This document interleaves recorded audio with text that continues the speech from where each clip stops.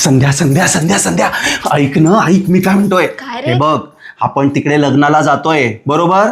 किती छान, किती गोड दिसतेस. तिकडे गेल्यानंतर त्या बिंडोक बाईशी अजिबात बोलायचं नाही.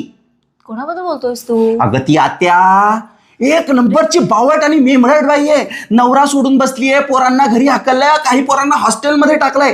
तुला बाहेर घेऊन जाईन, लग्नात जेवणार नाही. ती सांगेन की लग्नात जेवण नाही करायचं, आपण बाहेर जाऊया. आणि बाहेर गेल्यानंतर तुलाच तुझ्या खिशातनं पैसे खर्च करायला लागेल. एवढी बावट बाई आहे ती. ऐकून घेतोस का माझं? तू मला काही सांगू नको, तू आता फक्त माझं ऐक. आणि हो, तिला हे सगळे दागिने दाखवू नको. ती तुला काय तिकडे तू गप, मी माझ्याकडे बघ ना, मी तुझ्याशी बोलतोय ना, काय तिकडे दाखवतेस सारखी. हा अरे मंद माणसा, जरा पाठी वळून बघ.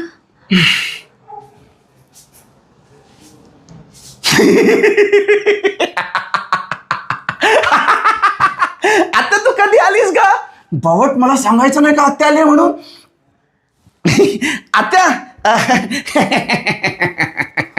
कळेल ना आता. एक प्रश्न